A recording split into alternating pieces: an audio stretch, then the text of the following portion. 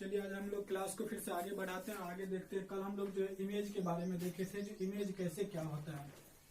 दो टाइप्स के इमेज पहले हम पिछले क्लास को एक बार देख लेते हैं। कल किस बारे में देखे थे? प्रतिबिंब के बारे में देखे थे। प्रतिबिंब कितने प्रकार के होते हैं? दो प्रकार के। एक होते हैं रियल इमेज और एक होते हैं वर्चुअल इमेज। एक होते हैं वास्तविक प्रतिबिंब और एक होते हैं आभासी प्रतिबिंब।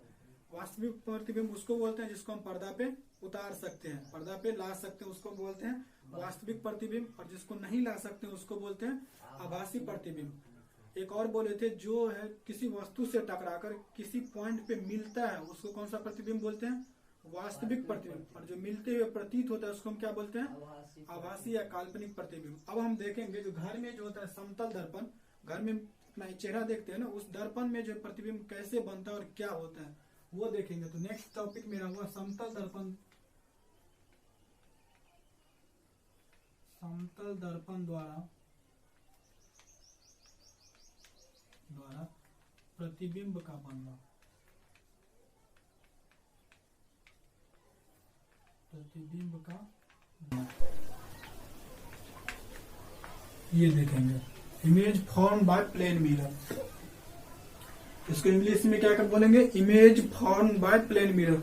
इसको हमको अच्छे से देखना है क्योंकि ये आगे तुमको जो इसी चैप्टर में या अगले चैप्टर में लेंस के बारे में जब भी पढ़ेंगे, लेंस या मिरर के बारे में पढ़ेंगे, कनकेव और कन्वेक्स मिरर के बारे में या लेंस के बारे में, तो हमको ये जब तक चिन्ह नहीं बनाने आएगा, प्रतिबिंब नहीं बनाने आएगा, इमेज नहीं बनाने आएगा, तब तक हम कुछ नहीं समझेंगे। इसीलिए इसको अच्छे से हम देखेंगे और आप लोग का हम ध्यान चाहेंगे। यहाँ पे देखिए, सबसे पहले हम क्या करेंगे, एक प्लेन मिरर ले लेंगे। एक हम ये प्लेन मिरर ले लिए, प्लेन मिरर हो गया ये। चलिए ये प्लेन मिरर हो गया, इसका नाम हम एम और एम डैश दे दिए। मिरर हो गया। कल तुम लोग को हम बतलाए थे, ये एक लाइन आता है, लाइन लाता है मिरर पे जा रहा है। इस लाइन को कौन सा लाइन बोलते हैं? आपतित किरण। और यही लाइन जो ऐसे करके लौट जाता है उसको कौन सा किरण बोलते हैं? परावर्तित किरण। परावर्तित किरण। और मान लो हम यहाँ से कोई ऑब्जेक्ट था ना, मान लो यहाँ पे कोई आदमी खड़ा हुआ है। क्या यहाँ पे कोई आदमी खड़ा है ना? कोई आदमी, मान लो यहाँ पे कोई आदमी खड़ा है, यही आदमी हो गया। ये आदमी हुआ ना, ये आदमी, मान लो ये आदमी कोई खड़ा है, ये आदमी कोई खड़ा है, ये आपतित किरण हो गया और ये यहाँ पे परावर्तित किरण जा रहा है। और बीच में क्या होता था, हम एक अभिलंब दे देते थे या नहीं देते थे? नॉर्मल देते थे। तो ये हो गया नॉर्मल, ये नॉर्मल हो गया। इस दोनों, इसके बीच के कोण को क्या बोलते थे? आय, आपतन कोण। और इसको क्या बोलते थे? आर, परावर्तन कोण। अब एक चीज तुम ही हमको बतलाओ, क्या ये कभी कहीं पे मिला है? क्या कहीं पे ये मिला हुआ है?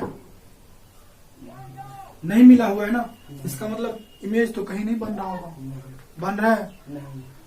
इमेज तो कहीं ना कहीं तो बनेगा। और कहीं पे मिल नहीं रहा है, क्या बोले थे? तो कौन सा इमेज बनेगा? कहीं पे मिलते हुए नहीं, कहीं पे नहीं मिल रहा है तो कौन सा बनेगा? आभासी बनेगा। इसीलिए जो होता है समतल दर्पण में हमेशा आभासी प्रतिबिंब बनता है।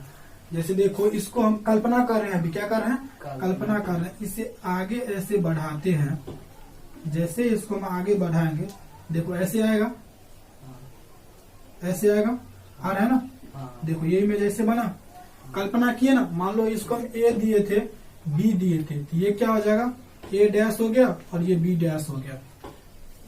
समझा? ये मान लो 5 मीटर था तो ये भी 5 मीटर होगा। तो ये यहाँ पे समझ में आया या नहीं समझ में आया? समझ में आया। देखो यहाँ से हम बहुत चीज तुमको हम समझाएंगे, यहाँ से जो कैसे क्या होता है। ये तो पहले समझ गए, एक प्लेन, ये कोई आदमी खड़ा है यहाँ पे, कोई आदमी 5 मीटर का आदमी खड़ा है, इस पर से लाइट जा रहा है, परावर्तन के नियम से लाइट इधर भाग जाएगा, भाग गया। एक नॉर्मल दिए, ये लाइन कहीं पे कट नहीं रहा है, नहीं कट रहा है, इस एक जगह मिल नहीं रहा है। इसका मतलब प्रतिबिंब इसमें वास्तविक प्रतिबिंब नहीं बन रहा है। तो प्रतिबिंब बनेगा, कोई ना कोई तो बनेगा, कोई ना कोई बनेगा। तो इसके लिए हम एक कल्पना की है। क्या किए हैं? कल्पना किए हैं, जो लाइन को थोड़ा हम बढ़ाएं तो यहाँ पे मिल रहा है, इसका मतलब यहाँ पे प्रतिबिंब बनेगा, बन रहा होगा, बनेगा नहीं, बन रहा होगा। ये कल्पना की है ना, इसको हमेशा देखना होगा। चलिए इसी से हम एक ये भी देखेंगे, समतल द्वारा जो प्रतिबिंब बनता है, समतल दर्पण द्वारा प्रतिबिंब द्वारा बने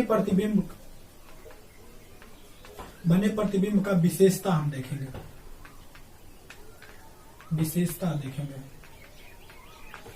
क्या क्या विशेषता होता है समतल दर्पण में जो प्रतिबिंब बनता है उसका आखिर विशेषता क्या सब होता है, कुछ बतला सकते हो आखिर उसका विशेषता क्या सब होता है?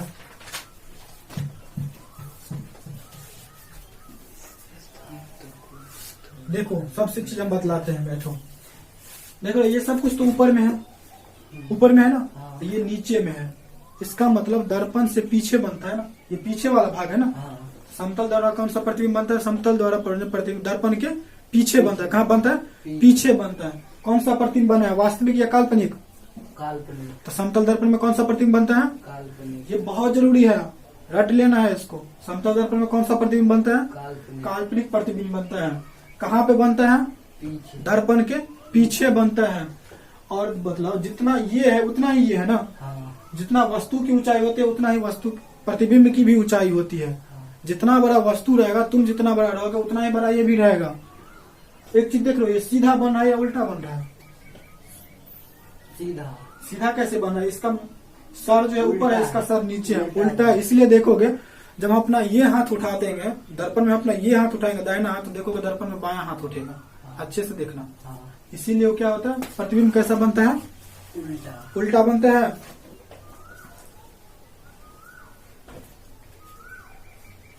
अब एक चीज और बताओ, प्रतिबिंब जो है, प्रतिबिंब इतना तो देख लिया, प्रतिबिंब जितना तुम दर्पण से जितना आगे रहोगे, देखो दर्पण से जितना आगे है उतना ही पीछे दर्पण से बना है प्रतिबिंब। अब ये नहीं जो दर्पण से हम 1 मीटर की दूरी पे है तो प्रतिबिंब 10 मीटर की दूरी पे चला जाएगा। अगर हम 1 मीटर की दूरी पे है तो ये भी 1 मीटर की दूरी पे बनेगा। तो इतना समझ में आया? इसके क्या क्या विशेषता है? पहला विशेषता तो प्रतिबिंब जो है काल्पनिक बनेगा, दूसरा प्रतिबिंब दर्पण के पीछे बनेगा, तीसरा दर्पण प्रतिबिंब क्या होता है? उल्टा होता है, तीसरा क्या होता है? प्रतिबिंब जो होता है सीधा होता है, उल्टा होता है, और जितना बड़ा वस्तु होता है उतना ही बड़ा प्रतिबिंब बनता है। इतना समझ में आ गया? यही एक चीज और, जितना वस्तु की दूरी होती है उतना ही प्रतिबिंब की दूरी होती है। अब चलो हम 2-3 चीज और देखेंगे, जो वक्र सतह से कैसे परावर्तन। ये तो हम समतल दर्पण से देख लिए ना, समतल दर्पण से देख लिए। अब हम देखेंगे, इसको अच्छे से देखना, अब हम देखेंगे जो वक्र सतह से कैसे क्या होता है। टेढ़ा मेढ़ा से भी तो परावर्तन होगा ना कभी, होता है नहीं होता है? इसका सबसे मेन एक एग्जाम्पल, एक तुम एक चम्मच ले लेना, स्पून चम्मच जो होता है, उसमें देखोगे तो एक साइड समतल दर्पण का हो जाता है, मतलब दोनों साइड अलग अलग बिहेव करेगा। एक में देखोगे तुम्हारा चेहरा अच्छा से दिखाई देगा और दूसरे साइड से देखोगे तुम्हारा चेहरा बहुत लंबा दिखाई देगा। इस बात पे अच्छे से ध्यान देना। अब हम देखेंगे किसके बारे में देखेंगे? गोलीय दर्पण के बारे में। गोलीय दर्पण नाम से ही है गोलीय दर्पण, तो दर्पण कैसा होगा? गोला होगा। देखियो कहीं पे गोलीय दर्पण? नहीं देखा। गोलीय दर्पण का पार्ट देखा होगा, एक भाग देखा होगा। देखो गोलीय दर्पण किसको कहते हैं? गोलीय दर्पण उस दर्पण को बोलते हैं, जैसे देखो हम पहले फिगर बना देते हैं, पूरा उतना गोला तो नहीं हुआ पर एक गोला होना चाहिए। गोलीय दर्पण उस दर्पण को बोलते हैं जिसका भाग एक खोखले गोले का बना हो। ये खोखले गोले का बना हुआ है ना, गोलीय दर्पण एक खोखले गोले का बना हुआ है।